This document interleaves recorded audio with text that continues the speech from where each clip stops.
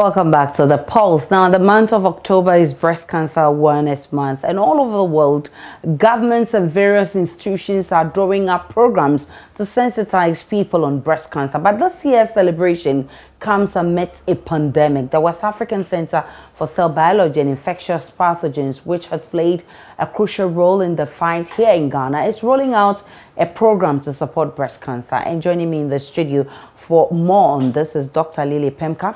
She's lead cancer researcher at WACCBIP. Good to see you. And Miss Elizabeth Imbrira is research assistant at WACCBIP. Good to see you, all of you ladies, and happy October or Breast Cancer Month to you. Now, let's start with you, Lily. What's this? Why are you so interested in breast cancer at this point? Okay. Because we know WACCBIP, do research into what? Sequencing and all of that. Where is breast cancer coming in here? So, I'm a human molecular geneticist, and I work on breast cancer. And breast cancer is a genetic disease, so obviously that's why I work on it. Okay. So NufuFirst is actually not new. It's been in existence since 2018. So this is actually the 4th year it's been run. And the reason I'm interested in breast cancer advocacy is the fact that the key to treating breast cancer is early detection. But when you look at Ghanaian women, over 80% of these women present at really late stages, stages 3 and 4. And at that point, survival is precipitously very low. And so it counts for the high mortality rate that we see in the country. In other countries, it's about 17%. When we look in the Ghanaian population, it's about 50%. In 2020, it was about 48%. And it's partly due to, actually largely due to the fact that they go to the hospitals late. And at that point, the breast cancer has already spread. So for me, just conducting research in isolation wasn't sufficient to curb this, issue.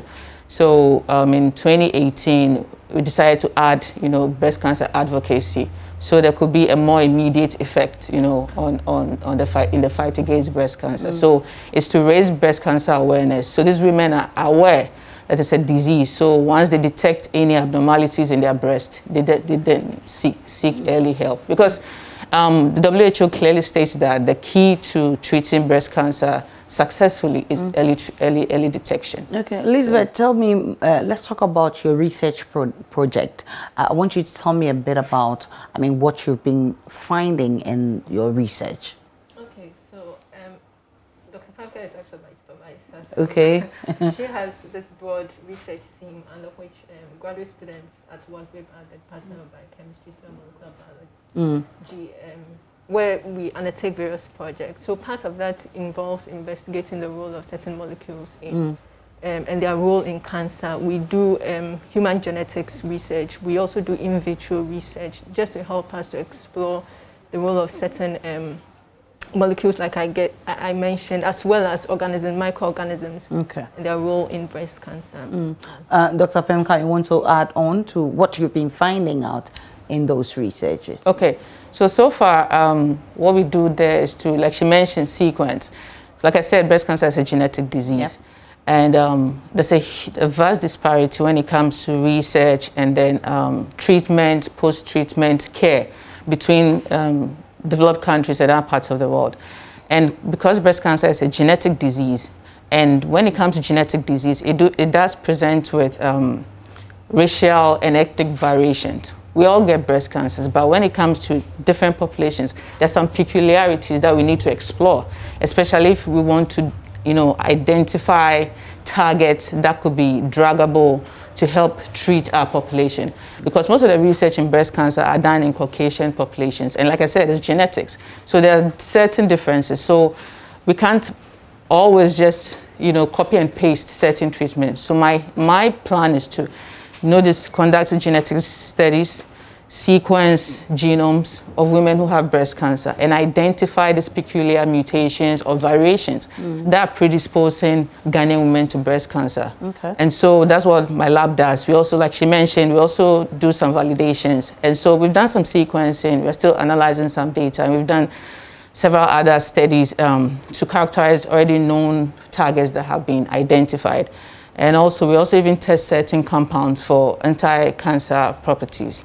So that's basically what I do. Okay, so what's NufuFirst? And I mean, how did you even come by this? So NufuFirst, so like the name suggests, is breast in Nufu, in tree. Okay. And when it came to identifying, the logo and everything, and as you can see, it's basically breast. So I talked to one of my friends to design a logo, and he came up with other names. But then I thought about the use, which would represent a more normal, natural-looking breast. So then that's how Nufu came about. Okay. But then the story behind is that when I was preparing my proposal, I noticed that from the literature review that most women present late, right? And because of that, we needed to raise awareness. And that's why I decided to focus on that. I know I've already spoken about that. That's how come NufuFirst came about. And it's mostly about celebrating breasts.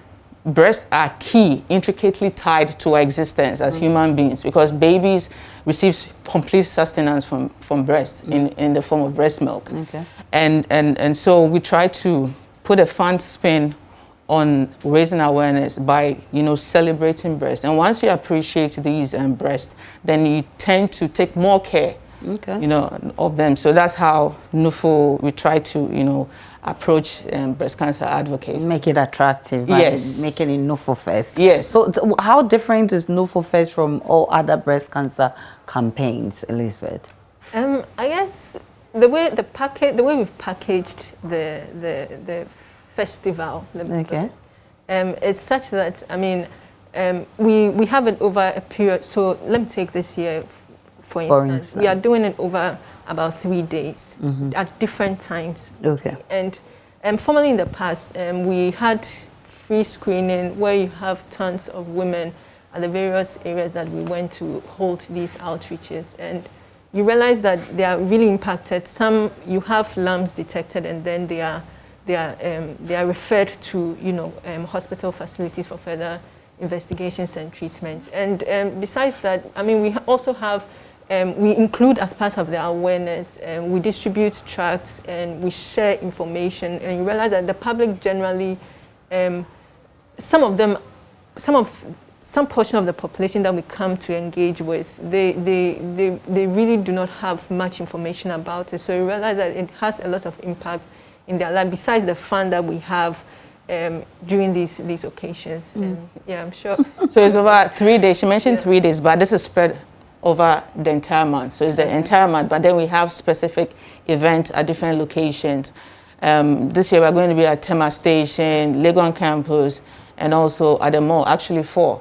But then we're going to be raising awareness the entire month. But then we have this, events where we go and interact with the public, and then we're also going to be giving out COVID tests, free COVID tests as well, in light of the ongoing pandemic. And talking about COVID, how has COVID impacted breast care? Well, it has significantly. I saw an article, I think a couple of days ago on BBC, where it says that even in the UK, there's a backlog as far back as that's going to take 10 years to catch up. So in our part of the world, first of all, because of the ongoing pandemic, and of course we also have resource restraint. So we already resource constrained. So sorry, not restraint, constrained. So we don't have. So having all these people, come to the hospital is actually taking up space that's supposed to be used for, surgeries or taking care of these women. I know at a point some of the surgeons even caught COVID, especially at the early part of the pandemic. So some of these treatments are delayed and put on hold, and it can cause progression of the disease. So when it comes to the actual treatment, then it's a little bit more difficult. Now, when it comes to research in parts of the world, there's very limited research that's assigned to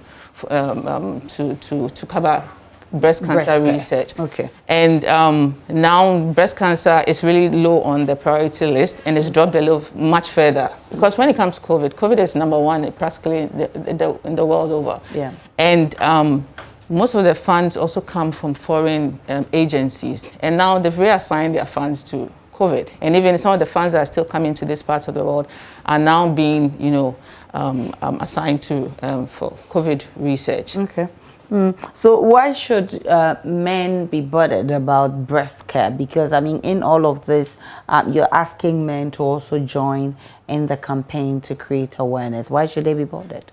So sadly, a lot of men are under the impression that they don't get breast cancer because they don't have big breasts. Okay. But men do get breast cancer. And although it's a bit rare in their group because they account for about 1% of all breast cancer cases.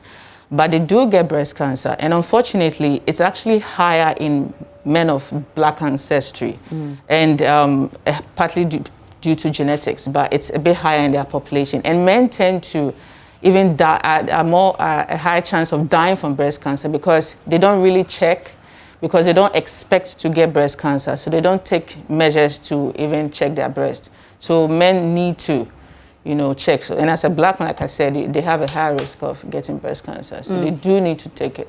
Take care. Okay, so you were talking about how COVID has affected breast cancer care. I'm sure it also affected campaigns as well. Yeah. Now, who are your sponsors in this NUFO Fest? So, and I think Elizabeth should do that for me. Okay, so before I answer, let me just add something to concerning the men. I mean, Okay. I believe we are all connected. Men, they have children, some have children, they are also sons, they are fathers. So I'm sure one way or the other, in addition to what Dr. Pemka has said, I mean, they may have friends who have been affected by the disease. So it's important that they are equally also concerned to help raise awareness and also educate themselves. Because so it's their sisters, wives, daughters, and grandmoms and mothers and all that. The so very people around them who are affected, they can offer some support based on the knowledge that they have. So coming back to your question on the sponsors, we've been blessed to have people come on board in the past. Currently, in this year, we have sponsors, Yimachi. We also have... sorry. Okay, so you want to help her? So we have, so the main sponsor all these years has been WACCBIP.